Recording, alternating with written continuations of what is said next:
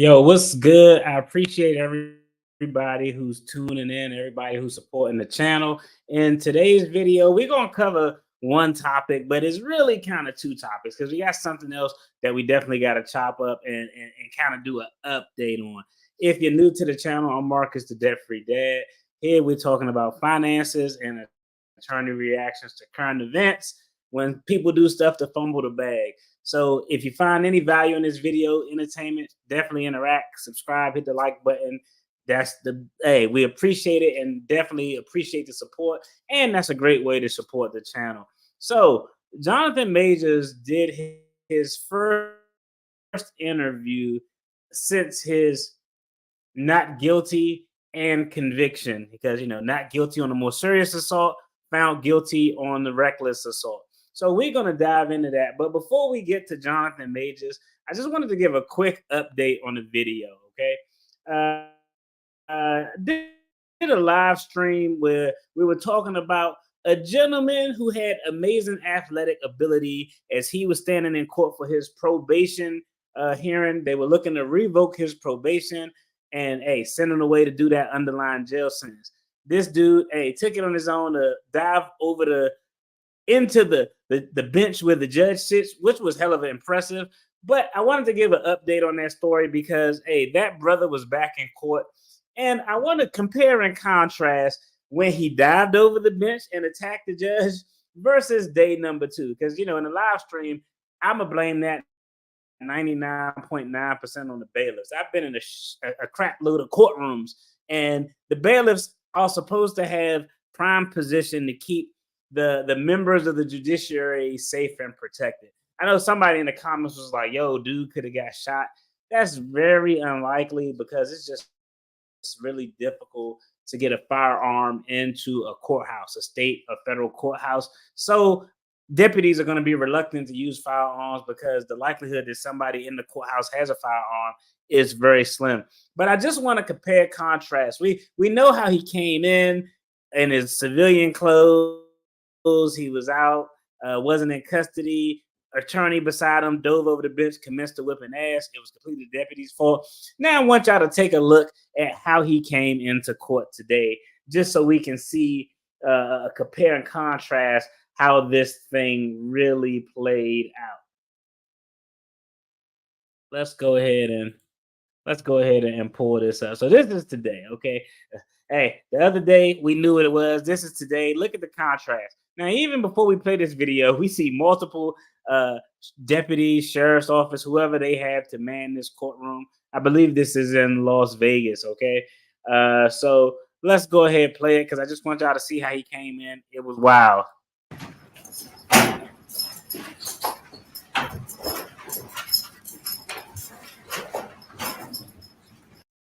They got this dude coming in like he Bane from Batman. Like, they got this dude. It's so much damn security in there. There's so much security in there because they want to make sure that this dude don't get a chance to whip nobody ass, which is a good thing. I think they kind of overkilled it. A lot of people were asking, well, and may want to know, well, why did he got that mask on? They think he's gonna bite somebody.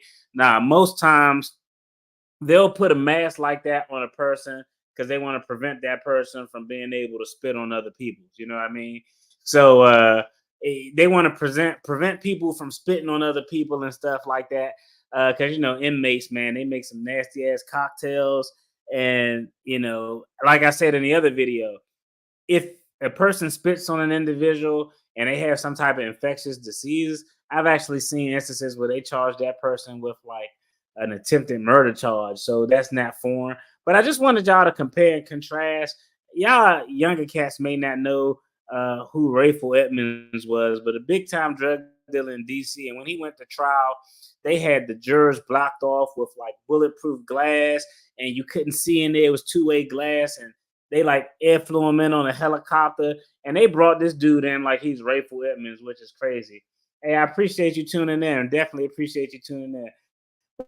But let's just take a look at finish up this video real quick so we can just see night and day difference between day one and day two. And it's the same judge. Shout out to her for standing on the bench and wanting to come in and make sure she can throw the book at this dude. God damn, that's a lot of deputies. Mr. Almasi is here now. But they got you see his hands, they got his hands covered up so dude can't touch nothing. He can't open no doors. He can't scratch his ass. He can't do anything. Good morning. All right, this is on for the continuation of Mr. Redden's sentencing. When we were last here, arguments were concluded and the court had begun to pronounce sentence when an incident occurred. An incident initiated by Mr. Redden, preventing the court from completing sentencing. That is the sole purpose for today's hearing. Judge Murray Any other hopeless. issues that may arise from the events She of showed back last up Wednesday will be after handled getting at that a ass future whooping. date That's good for by her. a different I court. think I agree For with that. That's purposes the of right the thing to do. record, I want to make it clear that I am not changing or modifying the sentence I was in the process of imposing last week before I was interrupted by defendant's actions. I am making my calendar page from that day an exhibit for the court. It's as it existed the moment I walked in. Prior to anything happening, nothing's been changed, indicating the sentence I intended to impose. I'll let you with that for a moment. That's smart of her. All right, that being said, in accordance with the laws of the state of Nevada, this court does now sentence you in addition to the $25 administrative assessment fee, $150 DNA fee, the $3 DNA administrative assessment fee, and $250 indigent defense fee, 19 to 48 months in the Nevada Department of Corrections. How much credit for time served does he have? It's 0 days. He was on probation when he committed the offense and was revoked on probation to serve the jail time October 25th. That time it expired at about the time of the plea. So 0 days credit. Mr. Almasi, if that's different, let us know, we'll fix it. I will. So that's it. He gonna be looking at 19 to 48 months. So we know how that case played out. But that was a night and day scenario. Like the first day he came in there and that shit was all nonchalant. Day number two, they bolstered up security. They had somebody in between. Oh boy, couldn't even scratch his nose or his ass. And shout out to the judge in that case because she should and she did the right thing. She need to see it through. Like, bro, just because you jump up here wilding out, don't think I ain't about to give you this time. So I would be shocked. 19 to 48 months, he gonna serve all of that shit. Like in light of that, he was on probation. He had 19 to 48 months over his head.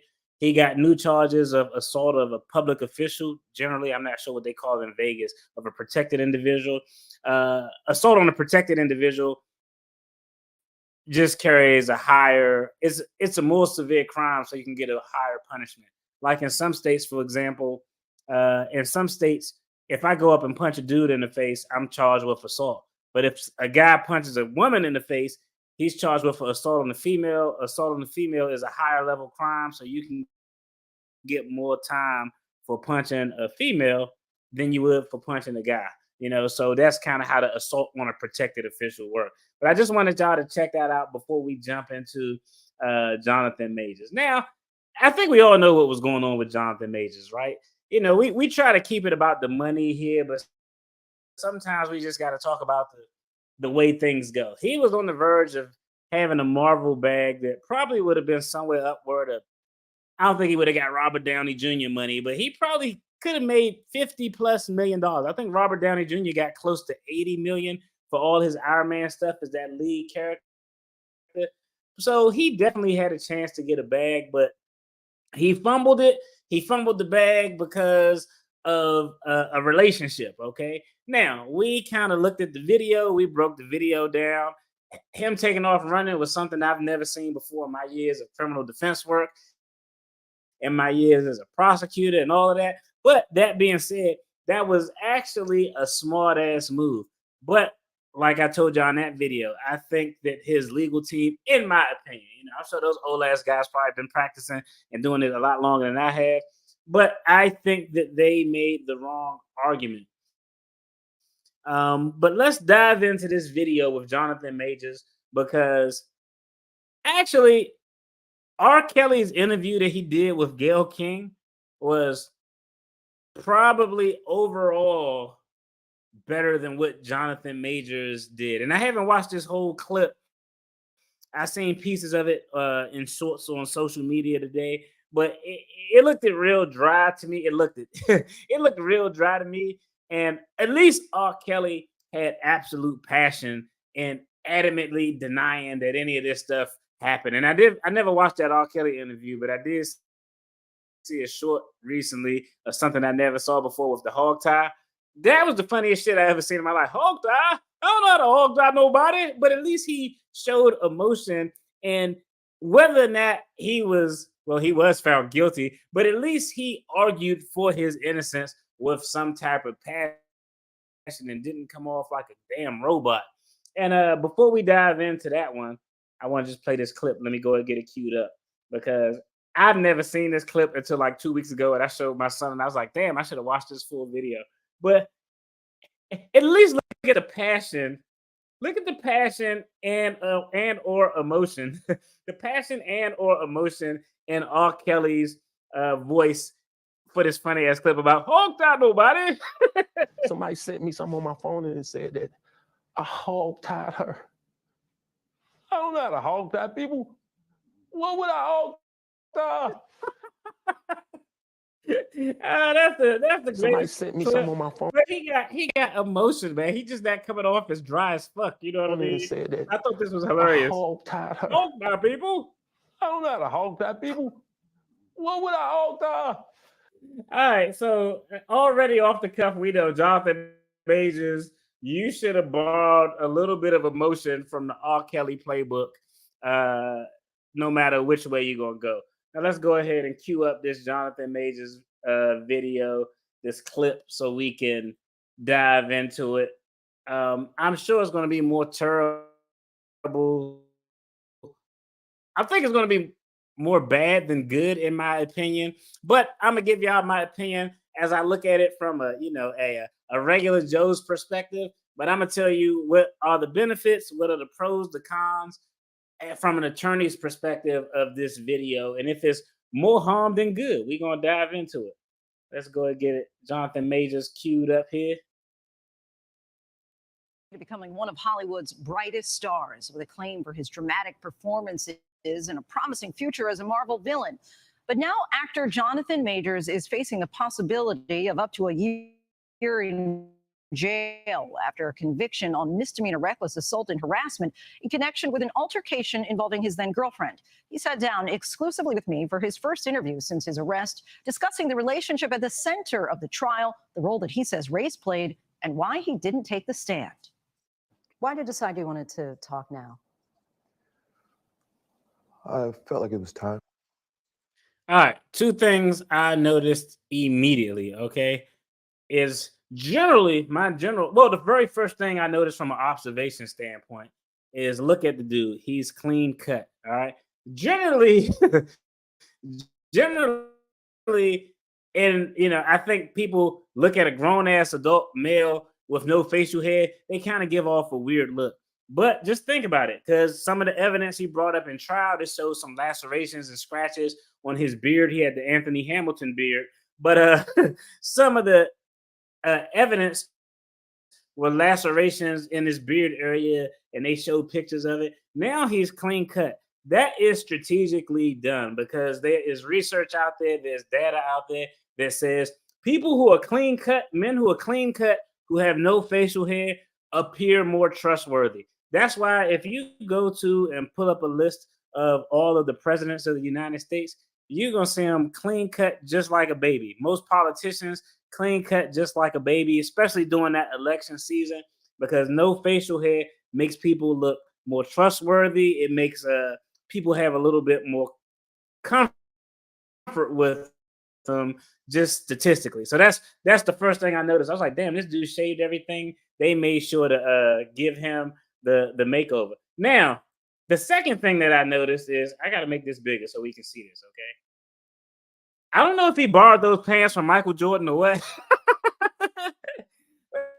Yo, this dude in his fits, man, like, that is not the outfit you should be wearing. His suits he wore to court, to me, they look unkept. They didn't look like they were tailored. Yo, you got enough money. You got to look like a victor. He looked a little dragged out in court and a little janky, in my opinion.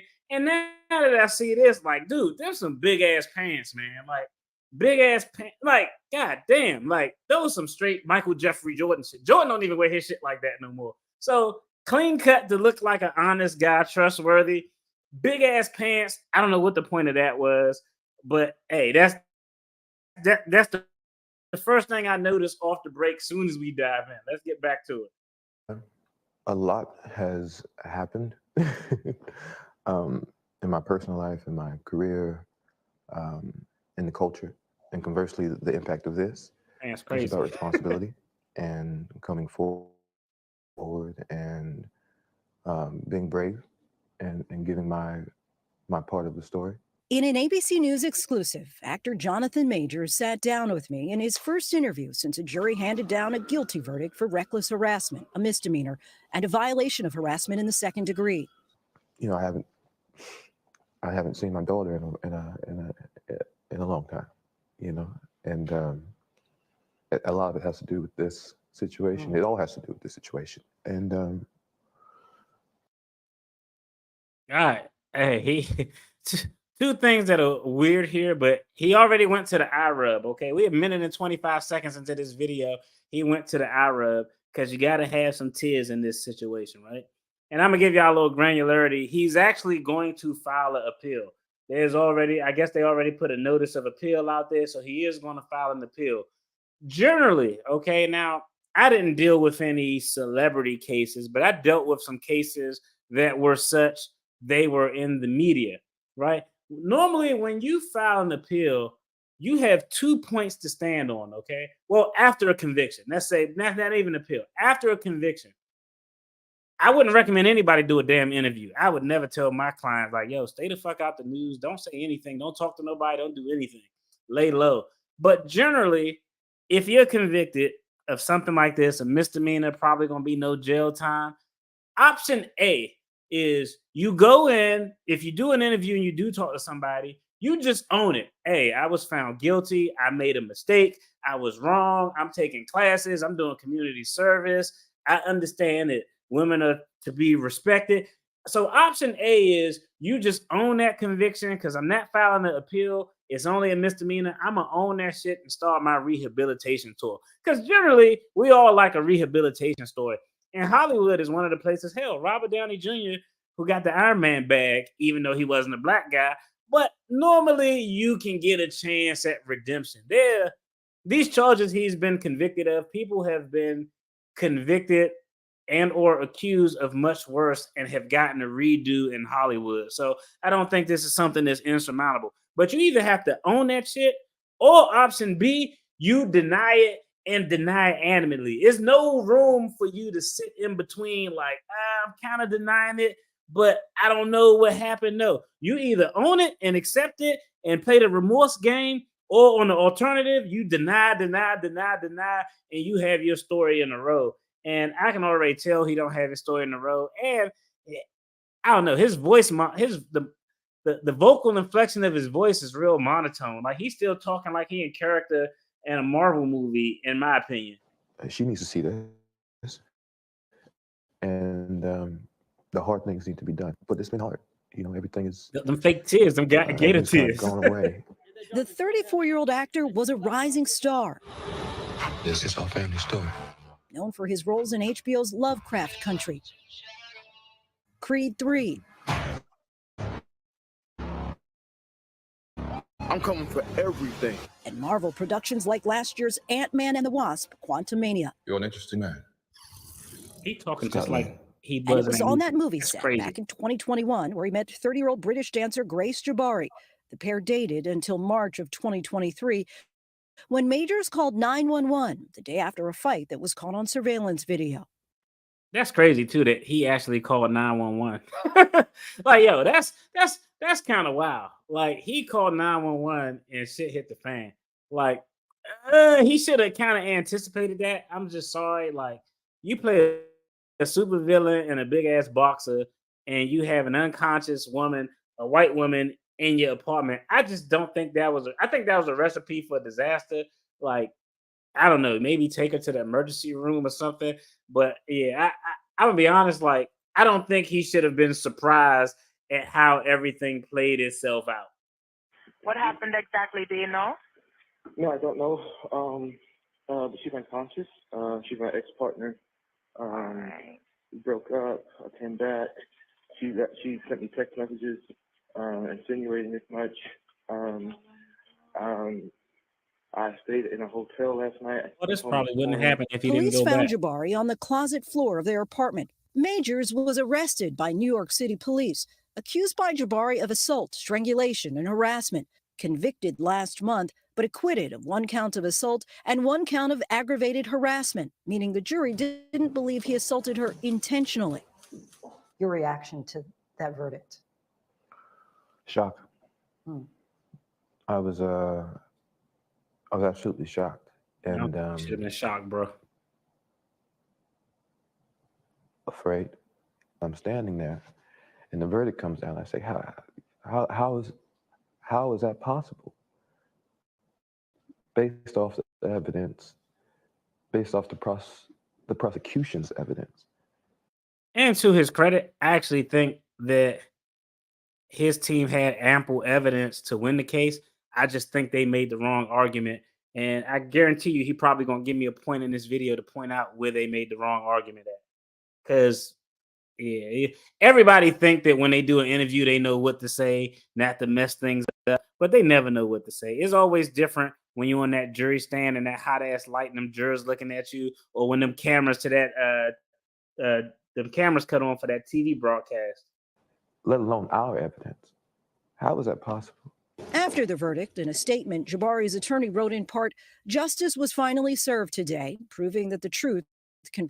Hey, real quick, I How is want that y'all to possible? see something. Shout out to After the him. verdict, Let's pause this right here. Hey, shout out to Megan Good, okay? I'll tell y'all right now, just from an optics standpoint, that's a very smart thing to do. Because let's just think about it. Hey, everybody's always going to immediately go to the race car, right? So he was like, yo, I got to come to court prepared with a sister. So he went out, snatched up Megan Good, and she been with him through this whole thing. Like every day in court, she been there with him. And hey, I'm not even going to fault her for that. Oh, you thought it was the car push incident? Yeah, it was all combined in one. I'm sure they probably gonna cover it, but hey, shout out to Megan Good for playing the role to try to get him in the good graces of the black community, because that's exactly what it is. It's a little bit of gamesmanship. It's a little bit of hey, you want to have some good press. You want to it's about the optics. in a statement, Jabari's attorney wrote in part, "Justice was finally served today, proving that the truth can prevail even in the face of power. Grace did not choose to be in this situation. Grace has been publicly attacked as a result of her courage to testify to the truth, but her unwavering resolve to see this case through to the end was born out of her desire to give other survivors similar courage when justice requires." The prosecution has described your relationship with Grace Jabari as tumultuous and This dude pants, man. How would you describe that to your relationship? Bruh. I loved Grace. Our relationship was it was not healthy, and that began to reveal itself over time, but there was no abuse. In court, Jabari claimed she sustained head injuries, but never said how she received them. Entered into evidence these partially redacted text messages from September of 2022. And I think this is and I didn't watch the trial, so I would like to believe that defense counsel objected like hell to this, because I'm just gonna be honest. I think this is a big ass objection. I probably would have had pre-trial motions. What you do in court sometimes is, if I'm a defense attorney, I know we're about to go on a case. The prosecution has to give me all of their evidence. When I get these text messages from 2022, that's completely irrelevant in my personal opinion. I think you can object to that on relevance. I think you can object to that on a constitutional ground. Hey, just due process. That shit just not fair. You're gonna bring up an old conversation because the jury's gonna hear that conversation, is gonna taint the jury. And normally you can't have evidence of a prior crime to come in to prove someone committed a recent crime. It's called, the acronym is called mimic copying. You can have outside evidence to come in to prove motive, intent. So their argument probably was that motive, intent, absent a mistake. So they probably brought that in to show some type of motive or intent. But that should have been a big ass argument point. I don't know if it was. I could see how it would be admissible that prior evidence coming in to show his motive or his intent of potential violent behavior. But I think that's a 50-50 toss. And hopefully they made a big fucking deal out of it because I damn sure would have. Rogers writes, it's just fake. And I fear you have no perspective of what could happen if you go to the hospital. They will ask you questions. And as I don't think you actually protect us, it could lead to an investigation, even if you do lie and they suspect something. Jabari responds in part, I will tell the doctor I bumped my head. If I go, I'm going to give it one more day, but I can't sleep and I need some stronger painkillers. That's all. Why would I want to tell them what really happened when it's clear I want to be with you? Jonathan Majors and your whole team, what the hell type of verdict do you think the jury is going to come up with when they hear an old ass text message from 2022 that says some shit like that? Like, let's just be real, okay? like, let's just be real. That text message, in and of itself, once that was submitted into evidence, bruh, it's pretty much a wrap. The jury gonna hear that. I already know the jury gonna hear that and be like, oh man, even if prior conduct can't be used to prove current conduct, current charges, that's not how the jury going to take it. And the old saying is, once you ring a bell, you can't unring it. You know what I mean? So one of the things that you'll see attorneys do all the time, even if I ain't gonna say I done it, but if an attorney knows that evidence would be objected to and the court would probably agree, they try to slide it in anyway. Okay, I know that he'll object to this and the judge will agree with him, but I'm going to say it anyway. I'm going to ask the question and get the answer because all the judge is going to say, members of the jury, strike that answer. You have to act as if you didn't hear it. But once you heard some shit, you heard it. You know what I mean? So once it's out there in the ether, it's out there. You can't unring a bell. This is literally a nightmare. I don't know what happened. I don't know what injuries you're talking about. The July incident, 2022, where she says you started throwing things, including a candle. Tell us what happened there. You know, we were in an argument.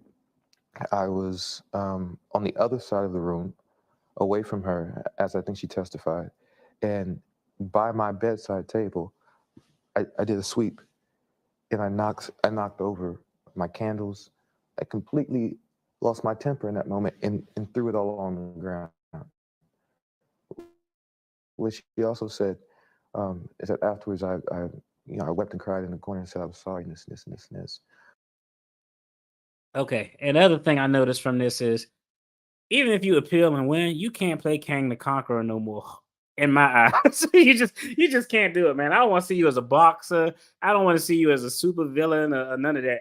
Nah, bro, you just can't do it, man. And I was, and I am. The prosecution said you allegedly wrote, I'm a monster, a horrible man, not capable of love. I'm killing myself soon. I've already put things in motion. Were you suicidal? I've been diagnosed with severe depression, and I'm taking the steps needed to alleviate, some of those symptoms, ideations of removing myself from. And that's I tell you, I actually agree with that. He did a sweep in the candle, everything came off the table. But I mean, like, let's just be honest. Like, if me and Mrs. DFD having a heated argument over something, and I was like, and I grab a dish, and she over there, and I'm over here, and I grab a dish and throw a dish at the wall and break it. Like, if I was like, it's just so frustrating, and swept everything off and broke it, as long as she ain't getting hit by anything, as long as I'm making threat, it's really nothing criminal about that. You know what they gonna say? You broke personal property. This is my shit. I bought it. So like it's. But in light of those text messages, once those text messages come out, it is a wrap. The jury gonna hear that. They're gonna hear that you're suicidal. They're gonna hear that you're dealing with depression, and they already made up in their minds like, hey, this guy's definitely capable of something. Situations permanently is a thought that I've had, since I was a kid. It all came to a head in March of last year when Jabari and Majors got into a fight, much of it captured on surveillance video and used as evidence. All right. So, and I think the reason, and this is what you talked about in your this is what you talked about in your comments.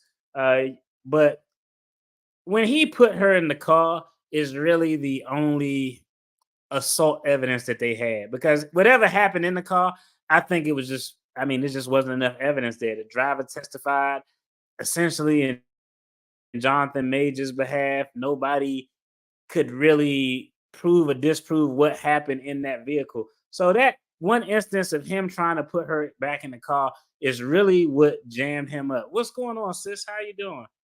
I hope all is well with you. Happy 2024 to you as well, and everybody else in the who checking this out. But that was the yeah, that was the situation that really led to his conviction.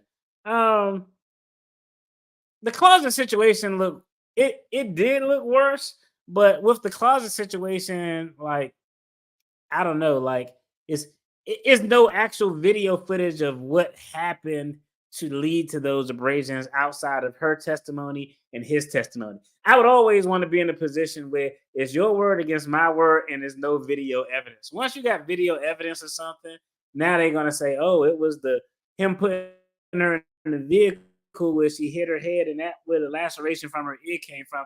That's kind of how those games go in general. But this is where his team made the wrong argument, in my opinion. I wanted y'all to pay attention to this video footage as we get through what they're gonna ask. Since I was a kid. It all came to a head in March of last year when Jabari and Majors got into a fight, much of it captured on surveillance video and used as evidence in the trial. Jabari testified that it all began when Majors received a text from another woman. He says it read, "Oh, how I wish to be kissing you." So let's go back to March 25th for a moment. If I'm Jonathan Majors, my response right then and there would be, "Hey, when your bag is really on the verge of being astronomical like his was, I'd be like, yo, I'm Jonathan Majors. You here because of me. You just gonna have to eat this, okay? Like, I don't need to snatch back my phone. I don't need to do any of that stuff. Like, hey, it probably was Megan Good hitting him up. I'd have been like, yo, that's Megan Good. Like, hey, you the one here right now. You want to make a big deal out of it or not? I mean, that really should have been the response instead of trying to do all the snatching and stuff. Because you Jonathan Majors, dude. Come on, let's be realistic. You and then girlfriend Grace Jabari are in the backseat of a chauffeured car. She sees a text from another woman. Things seem to spiral from there. Yeah. What happened next? Yeah, the text from another woman. Again, I said at the beginning, I did that. I did that. I cop to it. I show her. Right? Is he really that Somebody great of an knows. actor? Because this don't look that good. She grabs it. We scuffle for the phone. I pull the phone back. I receive my injuries. I open the door. I step out. She comes. Then one of the biggest mistakes of my life. I pick her up. I put her back in the car. I'm trying to get rid of her. I'm trying to get away from her. As the video shows, everything. And that's where he messed up his entire argument. What he said right there was, I think, the downfall of his entire argument, in my opinion. I want to rewind that back real quick because I want y'all to listen to that. Then I'm going to break it For down. the phone. I pull the phone back. I receive my injuries. I open the door. I step out. She comes. Then one of the biggest mistakes of my life. I pick her up. I put her back in the car. I'm trying to get rid of her. I'm trying to get away from her. As the video shows, everything calms. We get out. We walk across the street. I escort her across the street. The moment we get across the street, He still got on a she crazy grabs outfit. me. She goes for the phone. I get free of her and I run. For blocks? Yeah, for blocks. All right. So let me explain why that should have been worded a little bit different. And I think that I don't think they made the right argument for the facts that they had that were favorable. All right.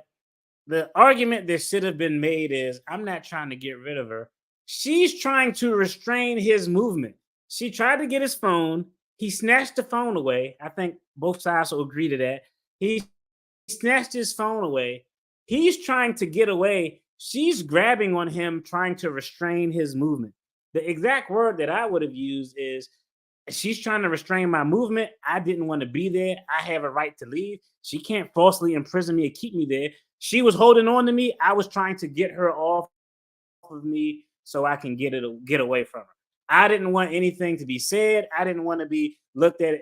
That was the argument that should have been made. Because the question he would have asked, just think about it. She took off after him chasing her. So literally on cross-examination, the question lineup would have been so easy. The questions would have been, Miss Jabari, you were chasing after him, correct? Yes, I was chasing after him. And how many blocks did you chase him? Whatever, 2 or 3 blocks. And the reason you chased him because you wanted him to be close to you so you can have a conversation or get the phone back from him, correct? So you didn't want him to leave from the time that you were in the vehicle. You wanted him to be there with you so you can talk about it, or so you can see that phone and get to the bottom of what was going on. She's going to say yes. She's going to say yes. So you wanted to restrict, and the minute she says yes, so what you're telling the jury is you wanted to restrict his movement, but he was trying to get away from you because he didn't want to be held there. Correct? That's the way that he should have couched it in. And I think that confirms, and can justify some of the injuries as well. But I think that was the argument that should have been made. That would have been the argument that I would have made.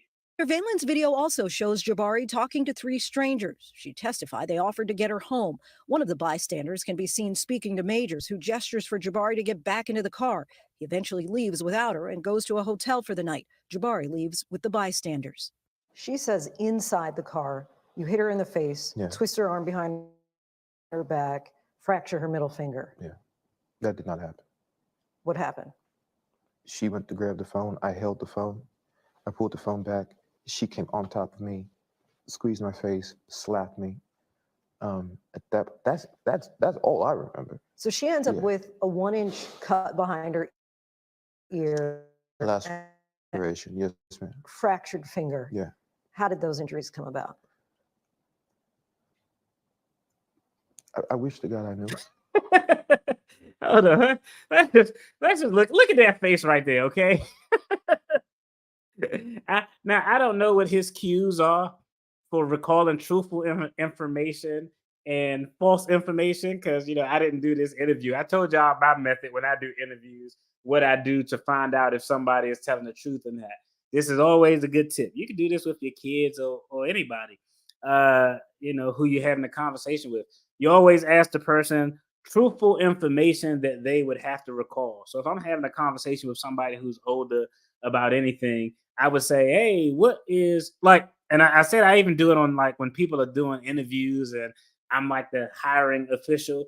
I would always ask them a question that they would answer honestly, that they would have no reason to lie. Who was your favorite teacher in elementary school and what was your favorite subject? You ask anybody a question like that, they're gonna be like, because they're gonna have to think about it for a minute, especially if they older, they're gonna have to think about it.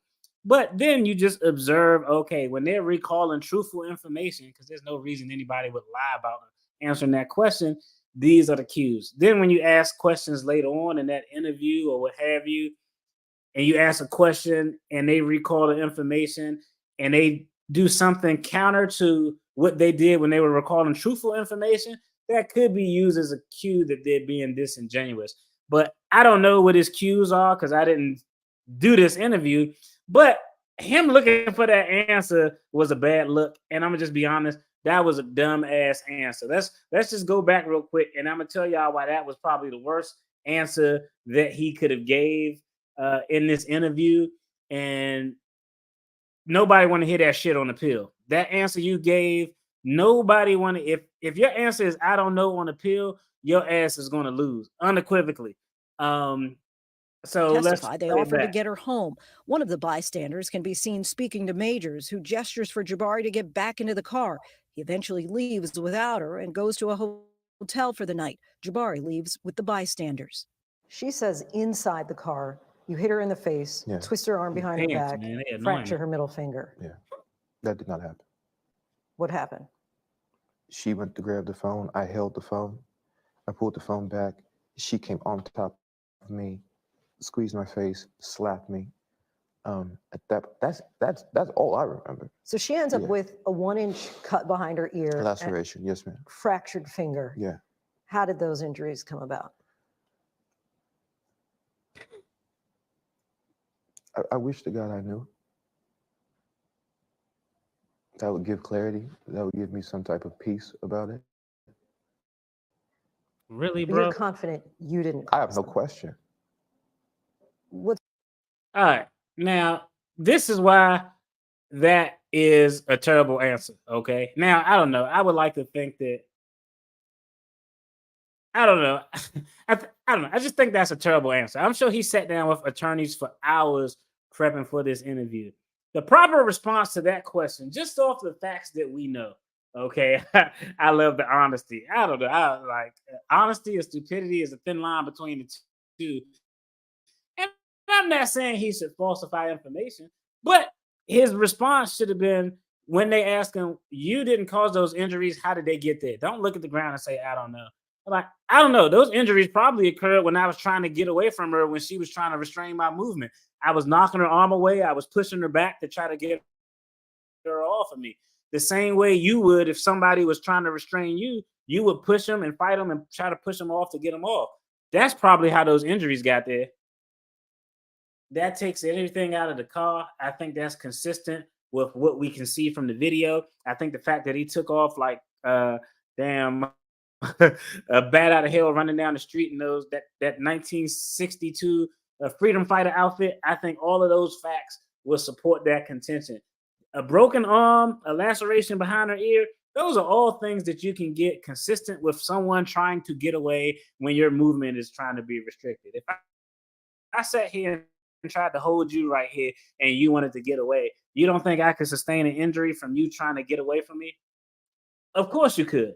I think that would have been the best response as opposed to I don't know. Because on appeal, if your response is I don't know, that's a problem because now you're leaving it up to the jury to figure out, well, if he don't know what happened, we got to assume what happened. You don't want nobody making no damn assumptions. So I don't know if before appeal, if he plans on testifying, he better have a better response for how those injuries got there. But that's the other thing, because I'm gonna just be honest.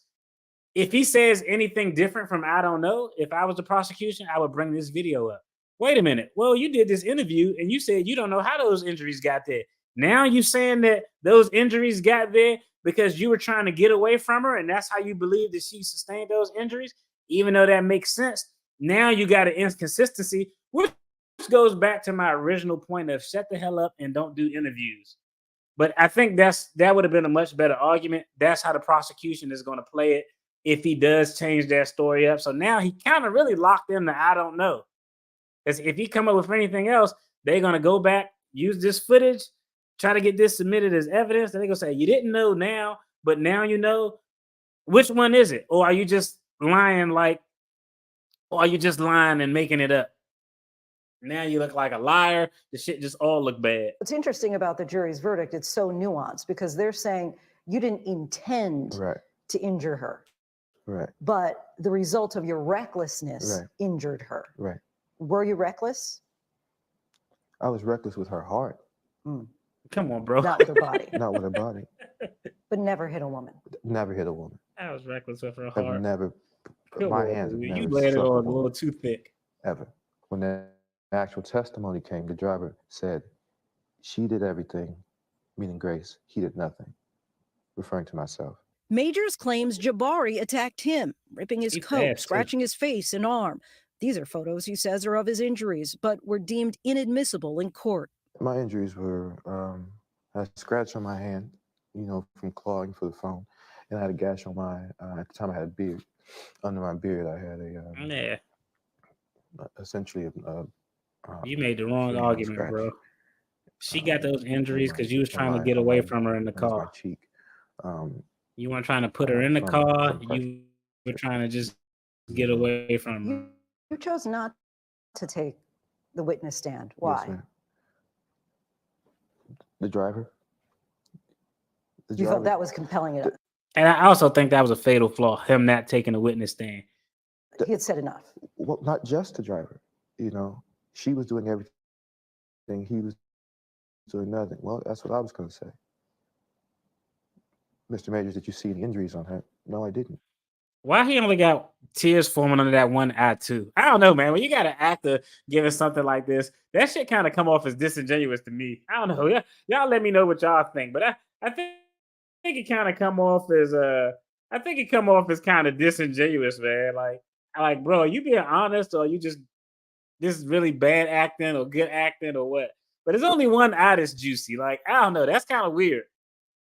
Clinical experts, the detectives I spoke to, all who testified before I did. But after all of that, what was I going to add? Jonathan, how do you feel right During now? the trial, an audio recording was presented in court by the prosecution of Jonathan Majors and Grace Jabari during an argument. How dare you come home drunk and disturb the peace of our house? Coretta Scott King.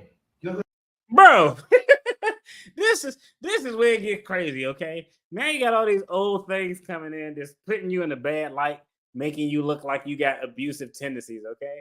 But can we please leave Coretta Scott King out of this? Like, I just think this is ridiculous for him to say. I think it's like it actually goes towards him looking crazy, in my opinion.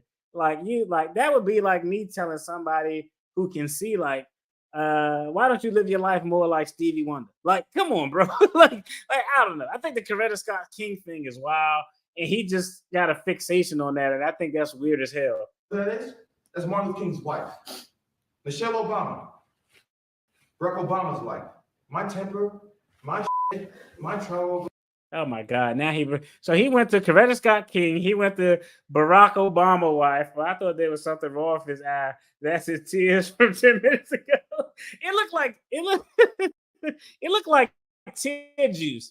It looked like tear juice. Like, you ever like see something and you want to cry, but you like trying to hold it in, or you want to cry, you want to make yourself cry, but it's not coming all the way. So you get like a little tear residue right there. It looked like tear residue to me. Now he could have, I don't know, jaundice or be getting over pink eye or something, but it looked like tear juice to me. I thought it was leaking. He could have said that was an injury from Miss Jabari. I thought it was leaking. That's funny. Maybe he's crying because it's going so badly. This interview is absolutely terrible. But he really got to start with the Coretta Scott King, Michelle Obama. Like, bro, that actually made you look even more crazy, in my opinion. All that said, right? And I'm not saying I'm a great man. A great man. I am doing great things, not just for me, but for my culture and for the world. That is actually the position I'm in. The woman that supports me, that I support, that needs to be a great woman. There are some who question, especially in the Black community, as you're probably well aware, that people are saying, well, why was he telling this woman to be like Coretta Scott King? Right. She wants to say, why was he telling this white woman to be like Coretta Scott King? That's why she started out by saying, especially in the Black community. And Michelle Obama. Give us like the context of the conversation. It was me trying to give an analogy of what it is I'm aspiring to be. These great men, Martin, President Obama, and trying to give a reference. That's crazy as hell. I was attempting, and I did a terrible job at it. Apparently, I was attempting, and I did a terrible job at it. Man, leave Coretta out of it, man. Now you gonna bring up Betty Shabazz next? Like, come on, man. Like, certain stuff, man, you just leave alone, because when they play it, it's just gonna make you look even more crazy. Attempting to motivate, to enlighten, to give perspective as into what it is I was hoping to get out of the relationship. I think that's fair. In her closing argument, your attorney said that your greatest fear of being a Black man in America calling 911 came true. So suggesting that race was a part of this. Do you feel that race is a part of this? I mean, yeah. I mean, of Just course say it yes. is. Why are you beating around the bush? Without question. That's the only card you got to play. I mean, that quote unquote guilty verdict. Well, guilty verdict, no quote unquote. Like, you might as well put that on my birth certificate.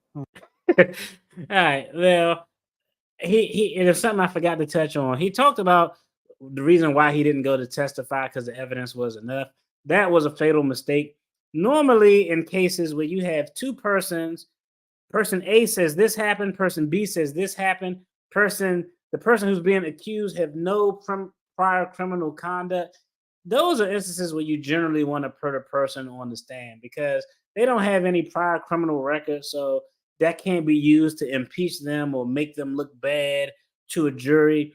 And you are the only person who can say what happened who was actually there. The driver said it sounded like she did everything, but his eyes was on the road. He just going by what he heard. And what you hear versus what you see can be two completely different things. You know what I mean? And so I think that was a fatal mistake of him solely relying on, well, I don't need to testify. Now, most people, if you lying, if you telling a BS story and you're gonna go up there to get testified in that cross examination, you're gonna get picked the hell apart and you're gonna look like exactly what you are. I had people who just straight up got on the stand and after cross examination, they was like, you know what, I lied, and we just walk out the courtroom on sexual assault charges, on rape charges. I had that happen a couple of times where they just said, oh, okay, it was fabricated. So those are the reasons why you probably should go up there because there's no one else to tell what happened besides her and you. You can't just rely on a third party, and you don't have any prior criminal conduct that the prosecution can use to impeach you or make you look bad. The down part is if you're being disingenuous or if you aren't careful with how you answer the questions, you could be made to look like an even worse person. You think a white man facing the same allegations would have been arrested, charged, convicted? I'll take it further. If you watch those videos and you reverse that, and you saw a black man chasing a young white girl down the street, screaming and crying, that man is going to be shot and killed in the streets of New York City. That's probably the best That thing he black said man this whole video. Will feel that. Manhattan District Attorney Alvin Bragg's office responded saying in part that they do their speaking in court. Jabari's attorney responded to this interview saying it is not at all surprising that Mr. Majors continues to take no accountability for his actions. His denigration of our jury system is not dissimilar from the above-the-law attitude that he has maintained throughout this legal process. The timing of these new statements demonstrates a clear lack of remorse for the actions for which he was found guilty and should make the sentencing decisions fairly easy for the court. Ms. Jabari will continue to speak the truth and seek justice in the appropriate forums in a continued effort to respect our legal process. Grace, as you know, was arrested and charged for assault, but will not face prosecution. Right. You have thoughts on that?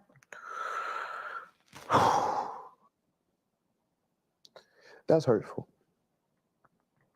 That's really hurtful. And why is it hurtful? Because, again, I know what happened. Movies don't matter. Work don't matter. Yale education doesn't matter. In that moment, what I felt was, oh, I'm nothing. And that is, I'm gonna keep it 100. That is jacked up.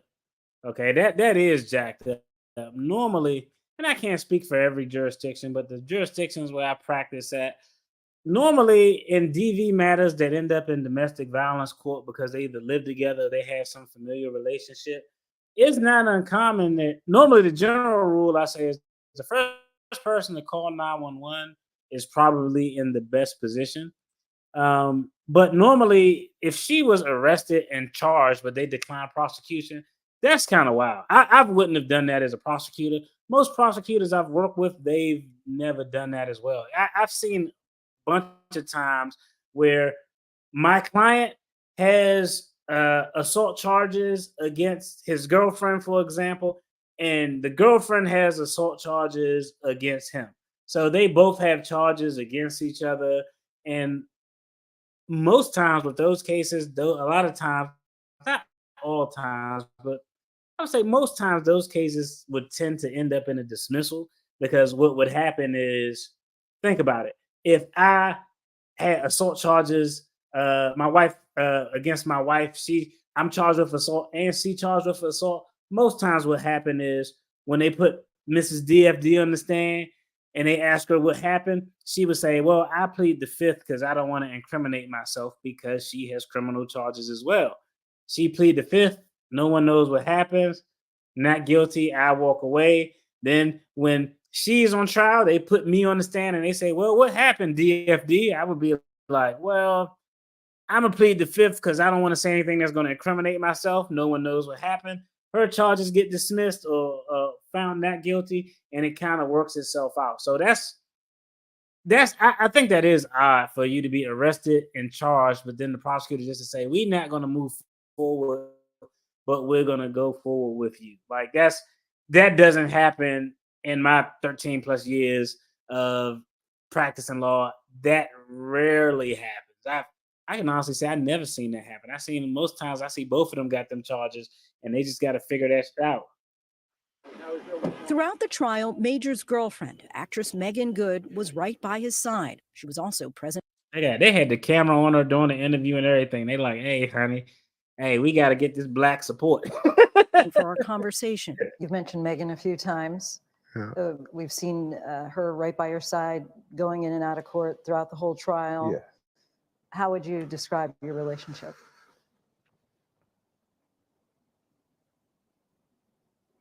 It's a miracle. She's an angel. She's held me down like a Coretta. Yeah. Damn it. I'm so blessed. Man, what is up with this dude at Coretta Scott King, man? He just won't leave it alone, man. The more you say that, the stupider it is, man. This dude just keep going to Coretta. I don't understand why he keep going to Coretta, man. Like you want your ex-girlfriend, the white woman, to be Coretta. Now that you got a sister on your arm and you reaching out for support from the black community, and they ask you how's your relationship with Megan Good, and the first thing to come out of your mouth is Coretta. Like this dude got a fetish, man. Like I know on Dr. King's birthday, y'all are gonna do some crazy role playing. Probably like this dude is wild with the Coretta Scott King thing. This is crazy. He needs to stop. You know, the relationship is still fresh. Like, but, she supports me like Coretta. I think I found her. Yeah. The one. I hope she just stick with me. Major's career as a rising Hollywood actor is now in limbo. Future appearances planned. All right, so that's it for this video. This dude is going to be in the movie coming to Tubi soon.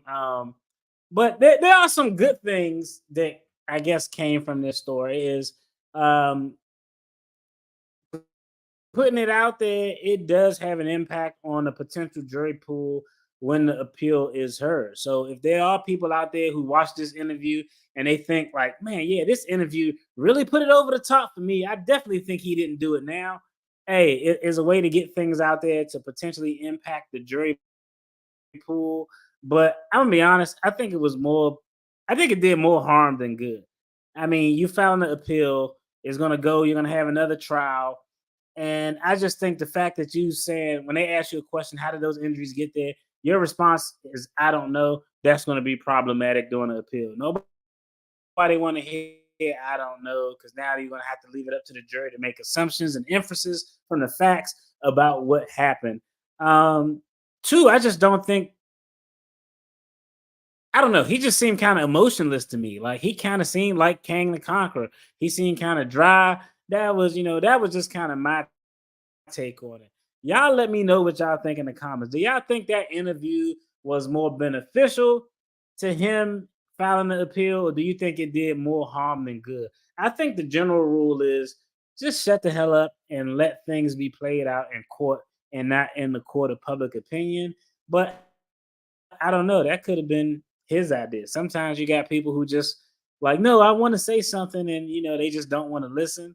But I don't know. I think R. Kelly in his interview had much more passion. Even though R. Kelly was found guilty, if I watched R. Kelly's interview, I'd be like, damn, that dude got a lot of emotion, man. Maybe maybe he didn't do it, but he he clearly did because he was convicted. But I don't know. I think the emotion R. Kelly had was a lot more believable than this. This kind of looked at I think it looked a lot scripted. I think the big ass jeans threw me off personally. The vocal inflection didn't seem lifelike. It seemed like a damn android. But that was my take. Y'all let me know what y'all think in the comments. And as always, I appreciate y'all for tuning in. If you enjoyed this video, take a look at the video on the screen. There's going to be more content related to finances and attorney reactions. Peace.